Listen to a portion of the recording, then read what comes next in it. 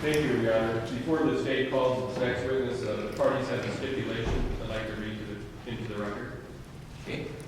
The defense and the state have stipulated agreed that when Mark Coster purchased the home at 610 North 5th Street in Sac City, it was purchased for $15,000.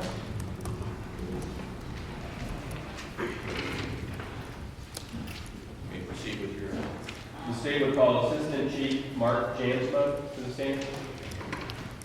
Right now. You swear to affirm to tell the truth, the whole truth, and nothing but the truth? I do. See it.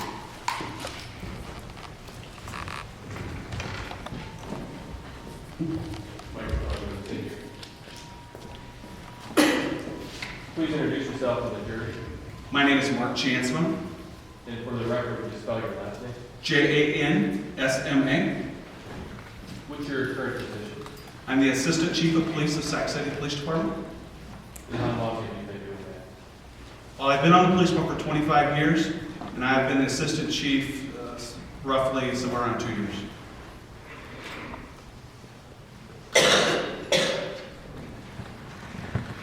What are some of your duties as an assistant chief? Management of personnel, patrol duties, and also investigations. And prior to being assistant chief, what was your rank or position?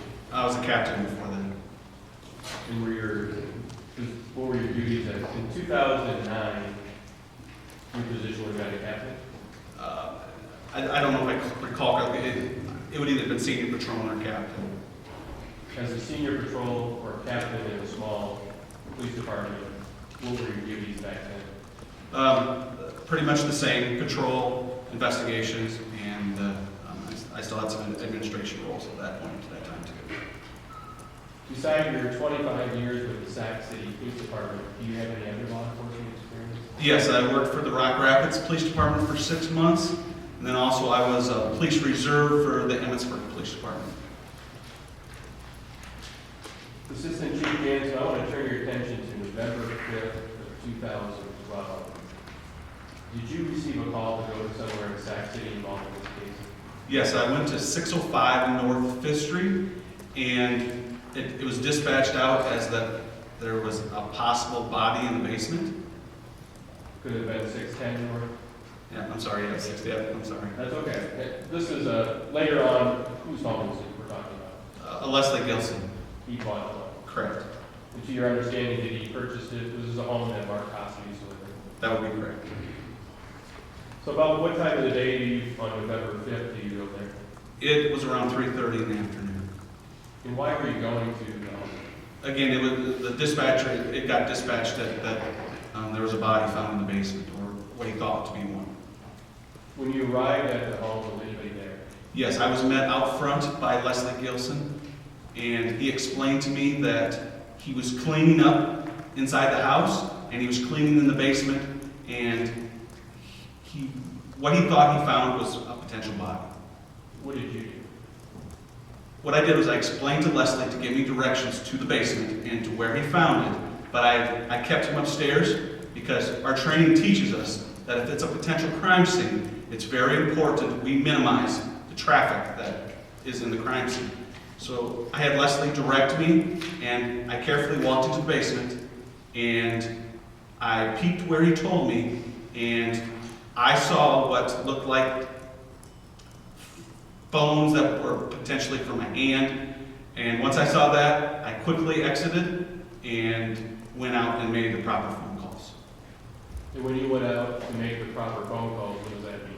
That means I first called the chief of police of Sac City, and then we also called the sheriff of Sac County for 2 reasons. One,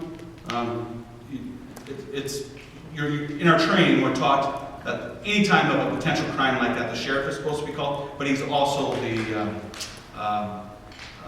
if we have a dead body, he can come and rule that, it's a dead body. He said training is a county medical examiner investigator. That's correct. Did you contact the Division of Criminal Investigation? Yes, we did. And why did you do that? Again, when there's we don't have the potential to process a crime scene of that caliber, so we called the DCI to assist us with it. So what's your role then when you made these phone calls, you're outside the home, is Mr. Jansma still there? Yes, I can't recall exactly what time he left, but at that point I provided security for the scene until it was properly,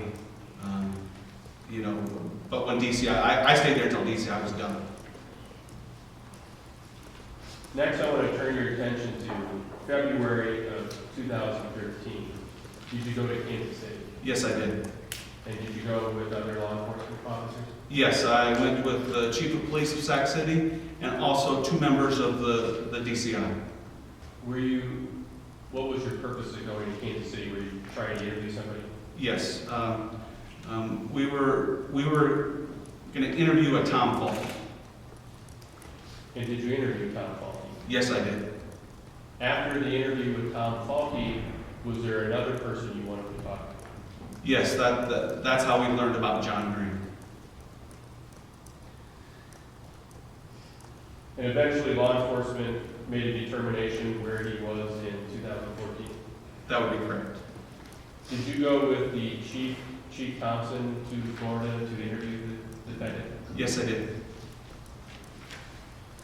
Turn your attention now to March 25th of 2014. Did you and Chief Thompson locate a van and a camper that belonged to the defendant? Yes, we did. Was this in a parking lot? That would be correct. Did you confirm that the van was owned or registered to the defendant? Yes, we did. And then did you go up to the camper? Yes, Chief Thompson and I did. And what did you do when you got to the camper? We knocked on the door, Any and response? yes, a male subject first talked to us through a window, and then shortly after came out the door. Was this person, the male subject, identified later? Yes, Who was that? that would be John Green. Did the defendant say anything when he opened the screen or the window? Asked what we wanted, What and did you tell him?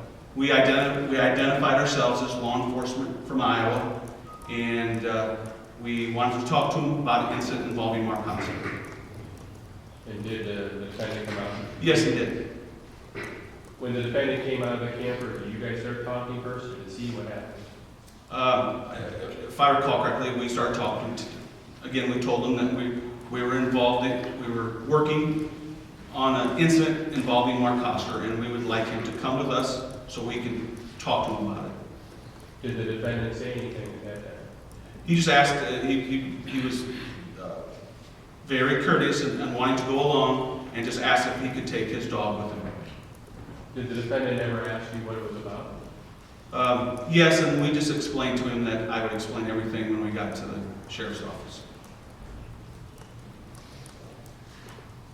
Before going to the sheriff's office, when you were in the parking lot, did you ask the defendant if he was Mark Koster? Yes, and he alleged he knew him.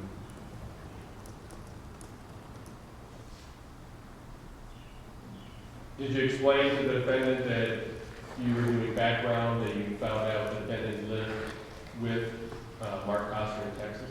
I explained to him that we've been talking to family and friends, and we understood that they were friends, and that's why we were there to talk to him. And you went to the sheriff's office? That's correct. And did the defendant come along? Yes, he did. And did he ask you, did you bring his dog? Yes, he did. Did you let him? Yes, he took his dog along. And yes, is it the reason you went to the sheriff's office versus talking to him in the parking lot? We like to, it's our policy that we like to, all interviews, if all possible, to be recorded. And that's why we went to the sheriff's office, so it could be recorded. So you went to the sheriff's office in Florida, was it Clay County? Yes, that would be correct. And who was in the interview room during the interview? It would be Chief Thompson, myself, John Green, and his dog. Did you and Chief Thompson talk about who was going to be the lead interviewer? With our police department, I do all the lead interviews, so it was just known that I would do it. And you worked it out with the sheriff's office to have the interview recorded, video recorded? Yes. Now, have you received some type of training in your experience in law enforcement to interview people? Yes, I've been to 3 different trainings. The Reed method is the most common one that I've been trained to use. In general, when you interview people, do you ever use any type of themes or concepts when you're interviewing people? Yes, I do. In general, why do you do that when you interview people? If I'm working a case and there's multiple people, I will use themes to minimize the case, pass blame onto other people that are involved in the case. It makes it easier for people to admit their potential involvement in the case. And in this case, when you were interviewing the defendant, did you incorporate themes in this case? Yes, I did. What type of themes did you incorporate in this case? I use themes where we passed more blame on the people involved in this case. I also, use a theme of could have been an accident. Those kind of things I use. Now, when you're, in general, again, when you're interviewing people in a case, do you always tell them what evidence you have? No, I do not tell them the evidence I have because I want them to tell me their involvement. I don't want them to tell me what they think I know. I want them to tell me what they did or what they were involved with or in the case. Do you, when you first started this interview, do you get background information? Yes. Why do you do that? Well, doing background is very important to lay the base work for our investigation. Through your training, are you trained to try to get a rapport with the people you're interviewing? Yes. And why is that important? Well, when you build a good rapport with somebody, they're more comfortable to share information with you. And in this case, did you get background information from the defendant? Yes. At the beginning of the interview, did the defendant ever ask what it was about? Yes, he did. Do you remember what he said? He just, when we were several times in the interview, he kept on asking me what this was about, or, he tried to learn from us what we knew before he wanted to share with what he knew. Did you ask the defendant at the beginning of the interview if he ever been to Iowa? Yes, I did. And what was the defendant's response? He said he's never been to Iowa.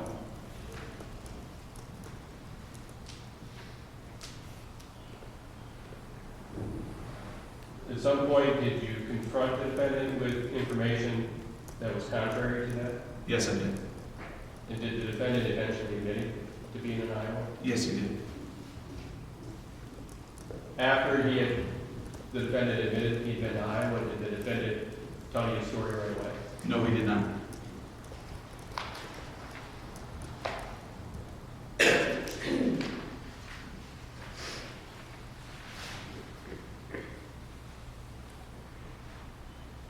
At some point, did you confront the defendant with saying fingerprints don't lie, DNA doesn't lie, things like that? Yes. Why would you do that? I do that in all my interviews if it is where I have information or I believe that they're not being truthful with me during my interview. And I do it in a roundabout way where, because we do use all this stuff in an investigation like this and other investigations.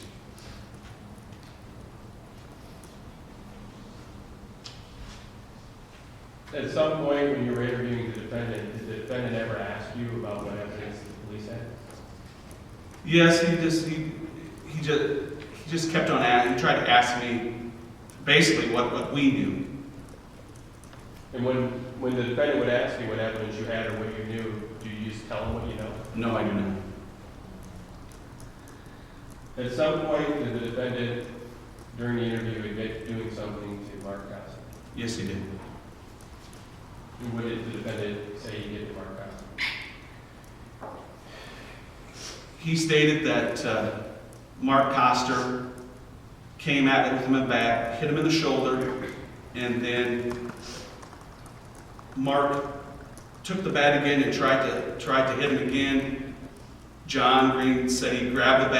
it from Mark Costa, hit him in the head with it, and Mark Costa went to the ground, and then he got on top of him and put the bat to his neck and choked him with it.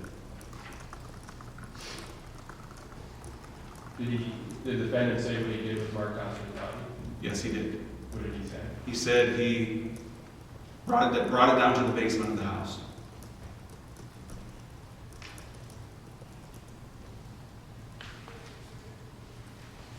Did the defendant say if he did anything to the house itself, change the appearance? Yes, he made it look like Mark Costa left to go on vacation. Did the defendant say if he took anything from the home? Yes, he took $56 out of Mark Costa's billfold and took the whole billfold itself. With the wallet itself? Yeah. Did the defendant talk about buying anything? Yes, the next day he went to the dollar store and bought kitty litter.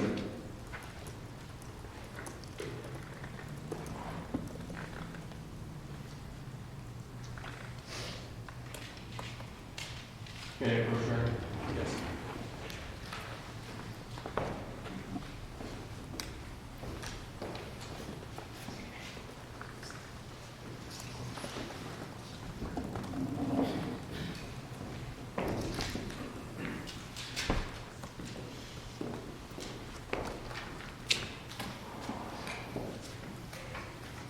Assistant Chief Jansma handed two DVDs, starting with State's Exhibit number 56.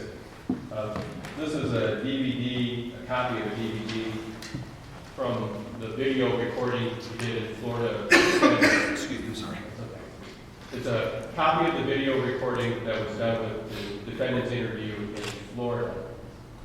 And you had a chance prior to coming to court today to watch that video. Yes. And when you watch the video, are there times it's hard to hear, but are you able to hear yourself and the defendant? Yes. The state would offer into evidence State's Exhibit number 56. No objection, Your Honor. 56 is received.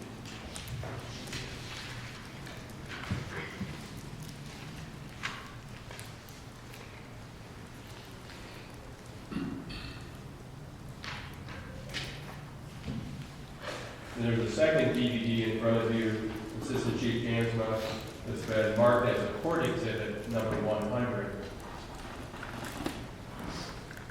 That there is a closed caption or subtitles that are on that exhibit to be played in court. Would that be helpful for people to follow what's being said? Yes, it would be. Your Honor, the state would offer as a court exhibit to be played in court, not to go back to the jury room, but just to be played for court purposes, court exhibit number 100, which is a copy of the video interview with captions, subtitles on it. Kendall, is that agreeable to you? Yes, Your Honor. Exhibit number, court exhibit number 100 will be received and can be played.